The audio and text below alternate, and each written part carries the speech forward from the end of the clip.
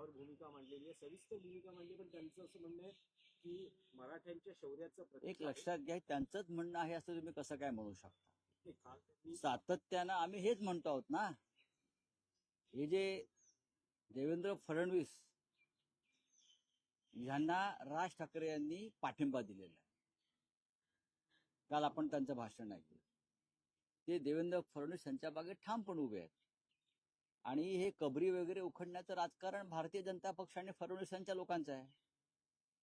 देवेंद्र फडणवीस यांच्या मंत्रिमंडळात जे लोक आहेत बिंडोक, ही त्यांची भूमिका आहे. हे वातावरण त्यांनी खराब केलेलं आहे आणि देवेंद्र फडणवीस यांनी त्यांच्यावर कोणतीही कारवाई केली नाही आणि ते मूकपणे या सगळ्यांना पडद्यामागून उत्तेजन देत राहिले. त्याच्यामुळे देवेंद्र फडणवीस यांनी चांगलं काम केलं तर आम्ही त्यांना पाठिंबा देऊ, ही चांगल्या कामाची यादी त्यांनी जाहीर केली पाहिजे होती. काल त्यांना कोणत्या चांगल्या कामाची अपेक्षा देवेंद्र फडणवीस यांच्याकडून आहे?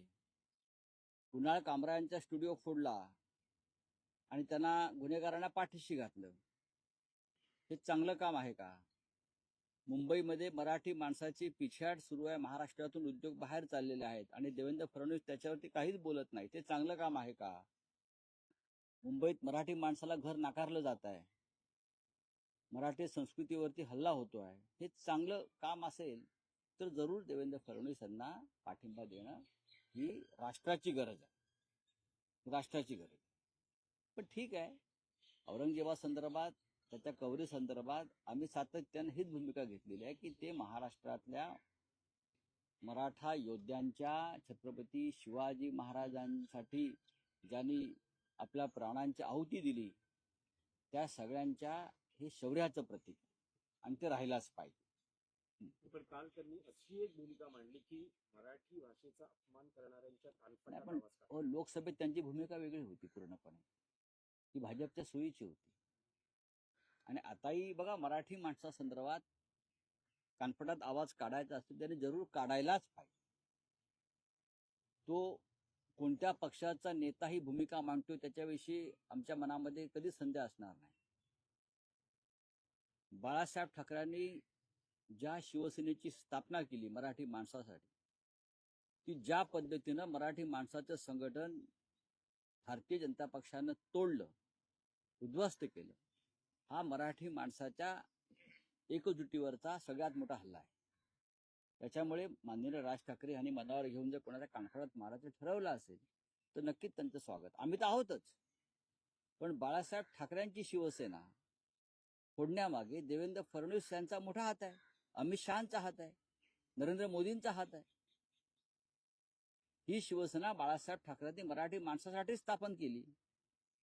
त्याची शक्ल करून मुंबईवरती व्यापाऱ्यांचा ताबा राहावा म्हणून जे राजकारण झालं, त्यात राज ठाकरे यांना ज्यांना पाठिंबा देऊ इच्छितात त्यांचं राजकारण आहे. आम्ही सगळे तरी ठामपणे, खंबीरपणे मराठी माणसाच्या पुनर्वसनासाठी आणि प्रगतीसाठी आम्ही काम करतो आहोत. अशा वेळेला जे महाराष्ट्राचे शत्रू आहेत त्यांना मदत होईल अशा प्रकारची भूमिका कोणी घेऊ नये, अप्रत्यक्ष सुद्धा घेऊ नये, असं आमचं मत आहे. कशावर? बघा, त्यांचं इतकं मोठं भाषण आहे तर प्रत्येक मुद्द्यावर बोलता येणार नाही. पण राज ठाकरे यांच्या संपूर्ण भाषणाविषयी म्हणजे असं म्हटलं आहे की त्यांचं कालचं भाषण हे सर्वसमावेशक होतं, यात इलेक्ट्रॉनिक वोटिंग मशीनच्या काय एकूण प्रकाराचा मुद्दा होता, नद्यांचा असेल ना. बघा, ते एका पक्षाचे प्रमुख आहेत, एका पक्षाच्या प्रमुखानं त्यांच्या मेळाव्यात केलं ते भाषण आहे, ते करू द्या ना, काही हरकत नाही. त्या प्रत्येक मुद्द्यावरती आम्ही विश्लेषण केलं पाहिजे असं काही नाही. कशा करता करावं? काल नरेंद्र मोदींचं भाषण झालं ना. काय ते म्हणे संघाने गुलामीच्या बेड्या तोडल्या, हा त्याने शोध कुठून लावला? हा शोध त्याने कुठून लावला? संघानं गुलामीच्या बेड्या तोडल्या. भारतीय स्वातंत्र्य लढ्यामध्ये संघ कुठेच नव्हता. भारतीय स्वातंत्र्य लढ्यात संघाचं योगदान काय याच्यावर त्यांनी एकदा आमच्याकडून ब्रीफिंग घेतलं पाहिजे सगळ्यांनी. गुलामीच्या बेड्या तोडल्या म्हणजे काय केलं सांगा, हे स्पष्ट केलं पाहिजे. गुलामीच्या 150 वर्ष हा देश गुलामीच्या बेड्यात जखडलेला होता. काँग्रेस म्हणजे महात्मा गांधींपासून पंडित नेहरू, लालबहादूर शास्त्री, सरदार पटेल, भगतसिंग, वीर सावरकर या सगळ्यांच्या नेतृत्वाखाली एक लढा झाला आणि गुलामीच्या बेड्या तुटल्या. त्यात मोदी म्हणतात त्यात तो संघ कधीच नव्हता आणि कुठेही नव्हता. लोकांसमोर खोटा इतिहास ठेवण्याचं जोपर्यंत बंद होत नाही तोपर्यंत या देशाच्या जनतेची मानसिकता सुधारणार नाही. तुम्ही लोकांना अंधभक्त करताय, भ्रमिष्ट करताय, वेडे करताय. हा देश एक दिवस जगामध्ये वेड्यांचा देश, खोटाड्यांचा देश म्हणून यादीमध्ये एखाद्या यायचं.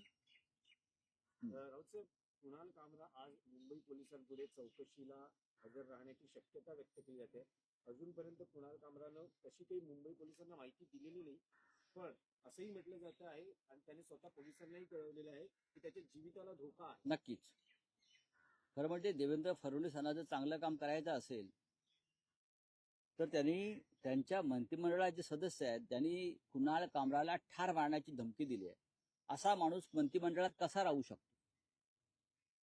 दुसरा जर कोणी असता त्याला एवढ्याला पोलीस घेऊन गेले असते आणि जीवे मारण्याच्या धमकीबद्दल त्याला मोका लावला असता.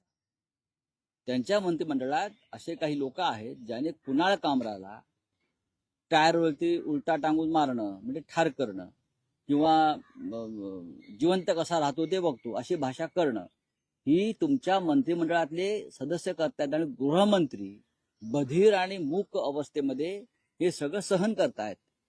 स्वातंत्र्य जपायलाच हवं असं सर्वोच्च न्यायालय म्हणते प्रतापगडींच्या केसमध्ये. हे जुना झाला विषय, त्याच्यावरती माझं बोलणं झालेलं आहे. हा विषय 3 दिवसापूर्वी आलेला आहे. राऊत साहेब, काल तुम्ही ट्विटरवर तुमचं जे आगामी पुस्तक आहे नरकातला स्वर्ग याचं मुखपृष्ठ लोकांसमोर आणलेलं आहे. लोकांना उत्सुकता आहे.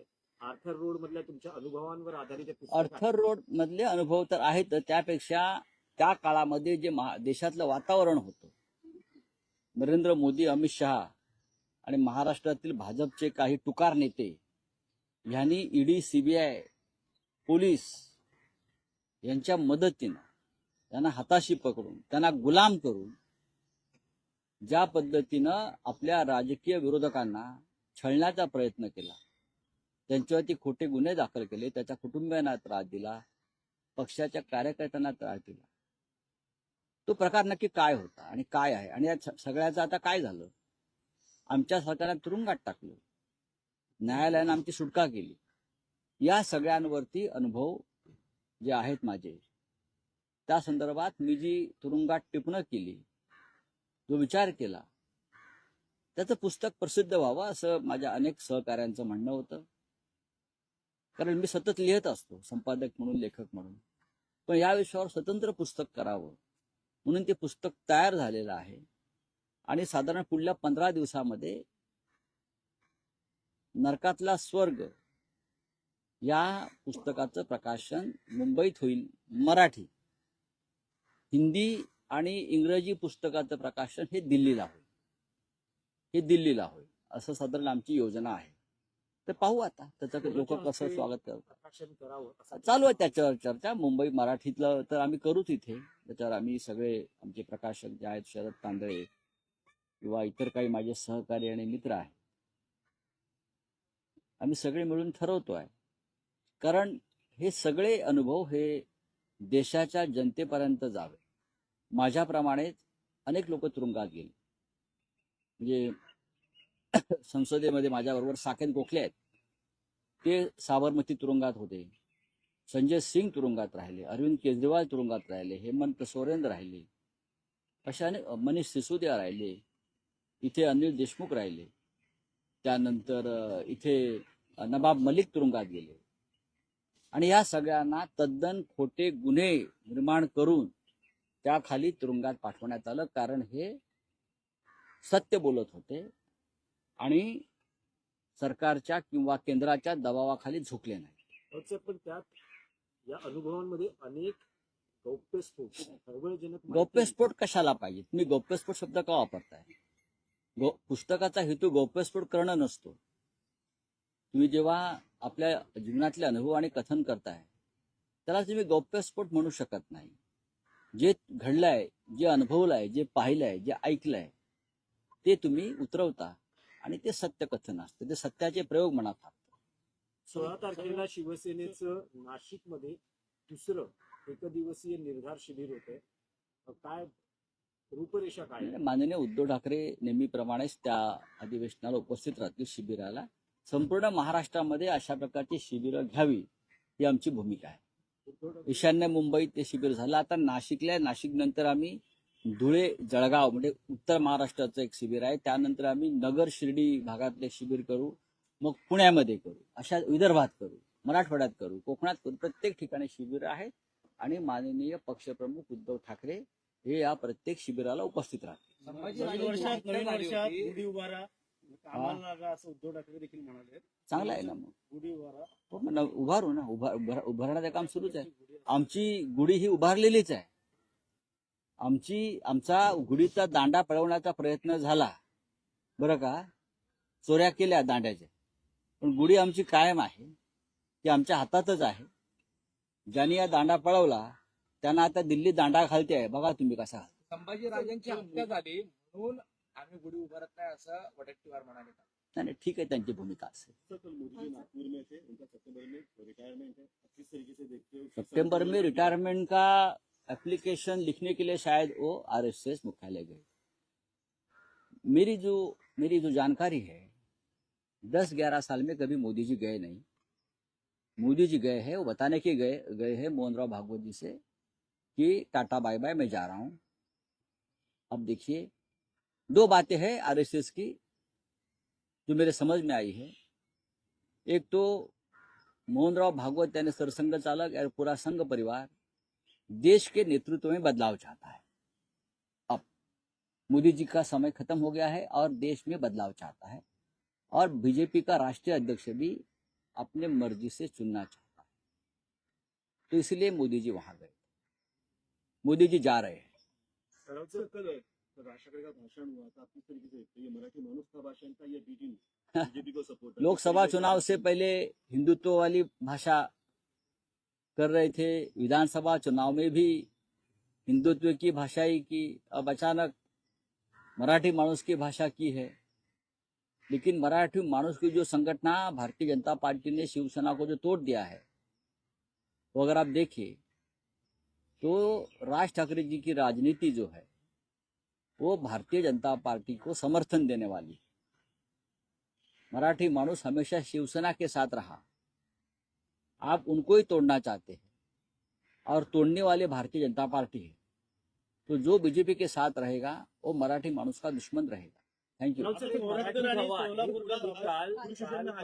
नरेंद्र मोदी आणि भागवत यांची भेट झाली.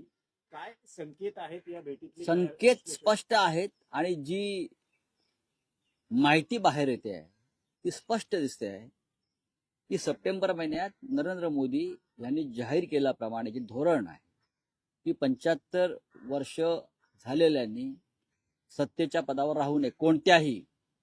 कोणत्याही मंत्री, प्रधानमंत्री, राष्ट्रपती.